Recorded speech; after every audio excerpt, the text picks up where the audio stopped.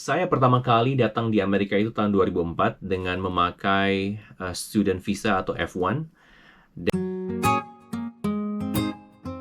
Ya, teman-teman, berjumpa bersama saya Ronald di Amerika, dan hari ini agak berbeda karena saya ada di office saya ada di rumah ini, dan saya buat video ini karena banyak komen-komen dari video yang saya sebelumnya ini. Banyak komen-komen yang menanyakan bagaimana saya datang kemari ke Amerika, bagaimana saya ketemu istri saya. Ada banyak juga pertanyaan-pertanyaan mengenai sekolah di Amerika, dan semoga kalian dapat menikmati video ini dan semoga bermanfaat untuk kalian. Ya, saya pertama kali datang di Amerika itu tahun 2004 dengan memakai student visa atau F1, dan saya lulus high school tahun 2003, dan pertama-tama saya juga udah masuk di BINUS sambil menunggu visa. Saya masuk di BINUS, Bina Nusantara di Jakarta. Dan pada saat saya dapat visa, saya langsung kemari tahun 2004, kalau nggak salah tanggal 4 Januari 2004 itu. Jadi saya tinggal sama kakak saya di sini, dan saya sangat berterima kasih kepada beliau karena dia menampung saya selama beberapa tahun. Jadi saya masuk community college, namanya community college. Jadi ada dua perbedaan ya. Ada community college, ada university di sini. Jadi kalian yang mau hemat, yang tidak mau bayar biaya banyak, jadi bisa masuk community college, ambil kelas-kelas yang dasarnya, yang general classes, terus bisa ditransfer ke universitas dan bisa ambil jurusannya di situ. Kalau kalian yang banyak uang, ya masuk aja langsung ke universitas gitu. Jadi orang yang masuk community college itu lebih hemat karena lebih murah biayanya. Jadi saya jurusannya beda, ganti-ganti. Pertama saya mau masuk computer engineering karena waktu itu saya masuk di BINUS computer engineering. Terus saya ganti, ternyata tidak banyak, pada waktu itu habis dot-com bubble. Jadi banyak teknologi perusahaan-perusahaan teknologi yang anjlok waktu itu tahun 2004, habis tahun 2000. Jadi tidak banyak pekerjaan, jadi saya pindah ke bagian medical. Terus saya pikir-pikir, nursing, medical school, saya kepingin jadi, ambisi saya mau masuk medical school, mau masuk kedokteran, tapi karena mahal sekali masuk kedokteran di sini, dan juga biaya mahal, dan juga kalau mau residency, mau training itu harus ada izin kerja atau permanent resident, kayak PR gitu. Jadi saya pertama masuk nursing dengan tujuan mau dapat bachelor, mau dapat sarjana, terus saya mau bekerja, saya mau bekerja, terus ambil kelas-kelas untuk medical school. Jadi 3,5 tahun, saya 2 tahun sebenarnya, 2 tahun saya udah lulus dengan AA degree liberal arts. Jadi diploma diploma dengan jurusan general arts.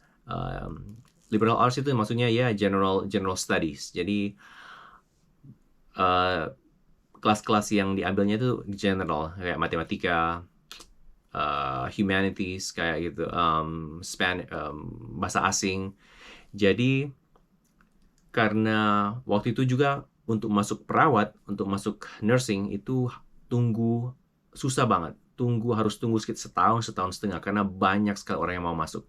Jadi saya tetap ambil saja kelas apapun juga, karena saya nggak mau visa saya di cancel. Kalau ambil kurang dari 12 unit, 12 SKS, itu visanya bisa di cancel, saya bisa dipulangkan. Jadi saya terus sekolah 3,5 tahun sampai saya bisa dapat masuk di nursing, dapat dipanggil masuk nursing. Jadi nursing itu saya spend 2 tahun di sana dengan mendapat D3 Associate Degree in Nursing. Jadi di sini tuh ada, nggak tahu sekarang ya, tapi pada waktu itu tahun 2004, orang yang mau masuk nursing itu, mau masuk perawat itu bisa dari jurusan D3 dan juga bisa dari jurusan bachelor. Jadi orang yang D3 bisa langsung kerja di rumah sakit, bisa langsung ambil lisensinya untuk kerja di state manapun. Jadi nggak tahu perbedaannya sekarang gimana, tapi saya akan coba research itu. Jadi saya spend 2 tahun di nursing, dapat AA degree atau associate degree in nursing di California. Dan setelah dapat AA degree, setelah dapat setiap gelar, setelah dapat gelar D3, S1, S2 itu dapat dari pemerintah Amerika itu dikasih OPT atau Optional Practical Training. Itu 1 tahun bisa kerja. Jadi saya kerja 1 tahun, saya beruntung bisa dapat kerja di ada perusahaan kayak klinik hemodialisis atau klinik cuci darah yang kronik, dan saya bisa kerja di situ. Selama setahun itu saya kerja full time, jadi saya kumpulin uang banyak-banyak, kerja banyak-banyak supaya bisa dapat bisa saya dengan tujuan untuk dapat bachelor. Jadi setelah setahun itu saya masuk kelas lagi mau ambil bachelor atau ambil sarjana. Sarjana sekitar 2 tahun lagi. Jadi uang saya itu cukup untuk masuk untuk bayar kuliah untuk bachelor. Dan selama kuliah bachelor itu, kuliah sarjana, saya juga bisa kerja, namanya dapat CPT atau saya nggak tahu apa singkatannya, tapi belakangnya itu practical training. Kayak itu part time, bisa kerja part time. Jadi bisa kerja selama sekolah dengan jurusan yang sama. Tapi kalau saya masuk nursing bachelor, jadi saya mesti kerja di bagian kesehatan begitu. Jadi saya kerja terus saya lulus bachelor, lulus sarjana, dan saya juga masih kerja di tempat yang sama, di bagian hemodialisis, di perusahaan yang sama, dan saya minta disponsor. Dan sponsor saya ditolak, ya. Sponsor saya ditolak, dan ya sangat kecewa waktu itu. Karena saya mau disponsor untuk dapat PR, untuk dapat permanent resident. Dan pada saat yang sama, saya kerja situ selama setahun, saya juga ambil kelas-kelas untuk saya bisa masuk sekolah kedokteran kalau sempat masuk karena plan saya itu masuk sekolah kedokteran. Dan jadi saya ambil kelas untuk masuk kelas kedokteran itu harus ada bachelor, jadi harus ada sarjana, dan harus ada sarjana itu harus ada kelas-kelas kayak fisika selama setahun, biologi setahun, kimia 2 tahun, dan biokimia, biochemistry. Dan kalaupun biarpun gelar musik atau dapat gelar di bidang civil engineer, gelar dimanapun ada, gelar apapun juga, yang penting ambil kelas yang core itu, yang kelas itu bisa masuk bisa apply untuk medical school. Dan juga harus ambil MCAT atau Medical College Admission Test, dan bisa masuk di sekolah, apply untuk sekolah kedokteran.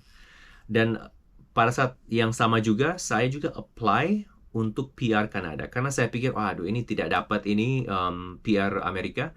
Jadi saya pikir mau cari aja PR Kanada mungkin lebih gampang, dan saya dapat saya dapat PR Kanada, dan juga saya pikir bahwa PR di Kanada itu sekolah kedokterannya itu murah sekali. Compare kalau bandingkan dengan Amerika itu murah. Jadi saya pikir mendingan ke Kanada saja supaya bisa sekolah kedokteran gitu. Dan terus pada saat yang tahun 2013 waktu itu saya habis sekolah tahun 2013, saya semester kerja, saya ketemu dengan istri saya.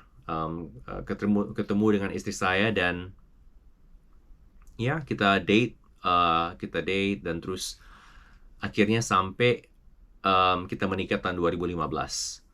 Ya, jadi Canadian PR saya itu masih ada waktu itu. Jadi saya dikasih 3 tahun supaya bisa claim. Jadi bisa kalau ke Kanada selama 3 tahun itu saya bisa claim PR saya, dan saya bisa menjadi PR Kanada.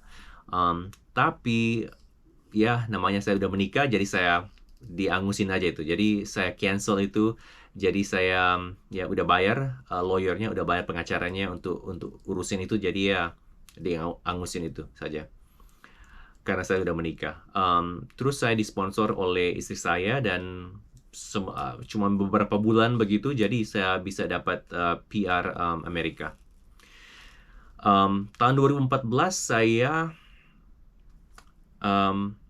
pikir, saya bilang, ini medical school ini mungkin udah terlalu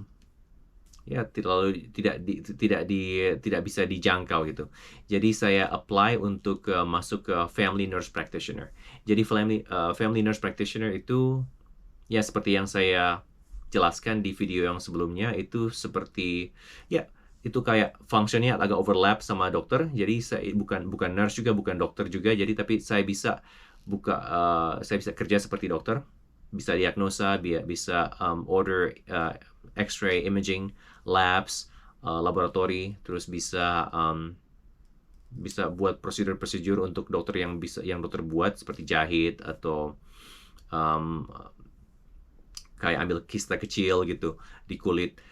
Dan jadi saya masuk master, jadi saya ambil magister nursing, dan saya selama 3 tahun, sekitar 2 tahun 8 bulan, dan saya bisa dapat family nurse practitioner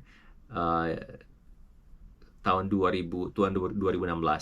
Dan tahun 2017 saya mulai kerja sebagai family nurse practitioner. Terus sekarang saya sudah menikah selama 9 tahun lebih, hampir 10 tahun. 2025 nanti 10 tahun, dan sudah punya 2 anak. Dan tahun 2022 saya juga ambil extra kelas untuk certification untuk jadi psychiatry nurse practitioner.